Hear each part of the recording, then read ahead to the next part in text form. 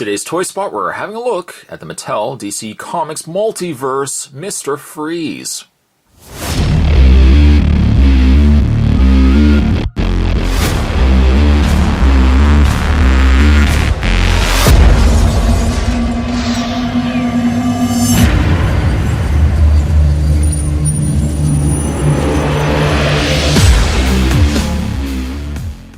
One of the cooler designs, certainly from the Arkham City game.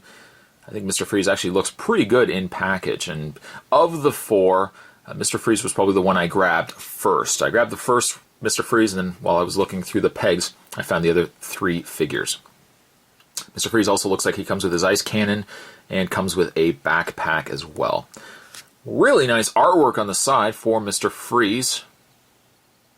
Again, I think his game design really was a nice look.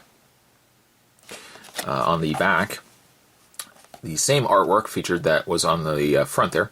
No read-up. Read-up could have been nice right here. It just says, sadly, Mr. Freeze. The other three figures that you can pick up are Batman, Bane, and Azrael.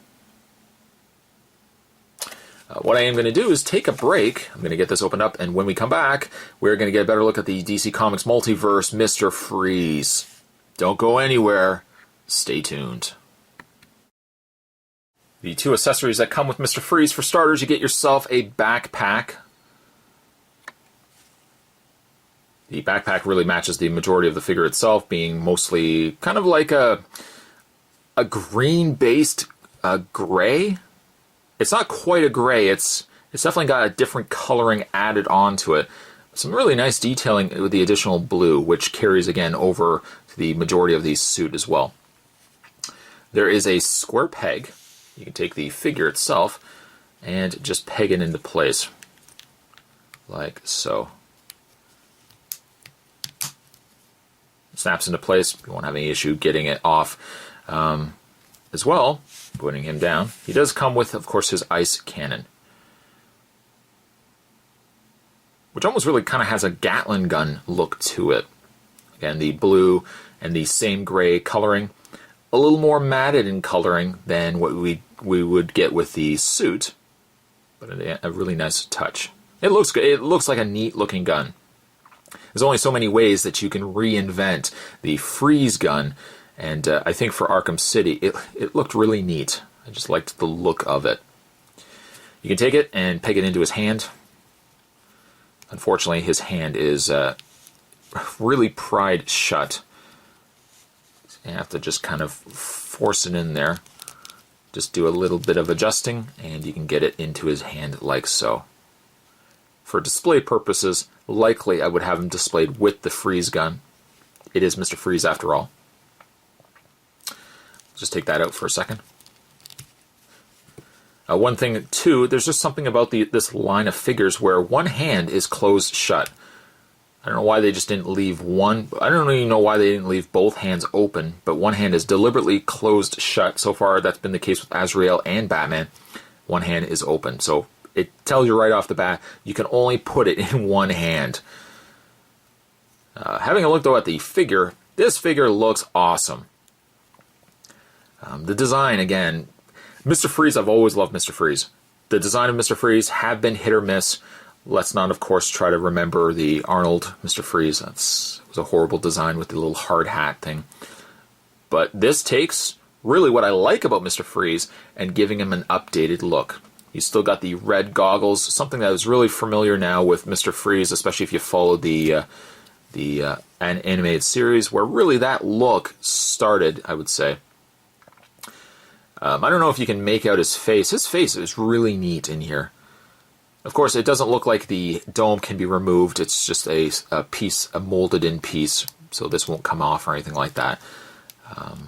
So I would say also for articulation, well, his head obviously will have no articulation. But it looks nice. It's a nice-looking head sculpt. The rest of his suit is quite impressive. Between that same gray that we were discussing earlier and the accents of the blue, you get the blue around in the wires section here. The blue, of course, on the gauntlets and also in the lower legs. But what really impresses me is like this section right here. It has, I look at this kind of design has a really strong Geiger look to it. where it almost has like an organicness to it mixed with tech. Just the pumps and all the little components that make up his suit. And I also really like the bottom of his suit, where it's got this beehive style of armor, where it almost looks as if the suit had been hammered out and built for him.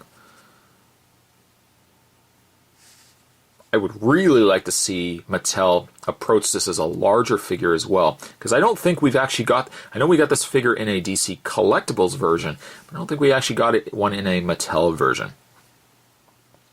Articulation, as I mentioned, there is no articulation in the head. You can't really... I don't want to say you can rotate the head, because you can rotate this section here, but it doesn't really rotate much of it, and that's why I didn't really say there was any articulation to the head. You can rotate it here, but you're moving it really by like this much on either end. That also kind of really serves as the articulation for his entire waist section, is just here, but it just doesn't do anything. He does have the pin socket shoulders, so the shoulders move out quite easily, and the shoulder pads also have a lot of give to them as well. So moving those shoulders, these don't get in the way at all. He has a bend at the elbow. Rotation in the wrists. Of course, we've already had a look at... We've covered this section right here. Legs go forward, only to about so much, because this section bumps right up against here and really makes this limited for movement here. Same thing can really be said for the back. This section hits here. You're not going to get a lot of movement. However, the legs do go out via a hinge. He has a rotation in the mid-thigh, a bend at the knee, and once again, no articulation in the feet. It's hard to say, well, I don't like the fact that there's no articulation in the feet, because I know I've said it already with the other two figure reviews. The hard part, too, I know that if they had put articulation in this foot, this hinge would have gotten loose. You would have had eventually a really, really loose foot. By not putting the articulation in there, you keep a lot of this figure intact. Sure, this section right here is going to get a little bit of looseness to it, but I guess you're not at least going to get any loose in the ankles.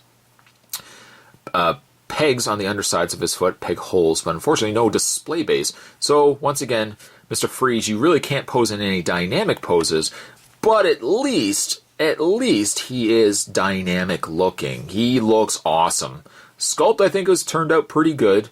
This doesn't really work for me all that much.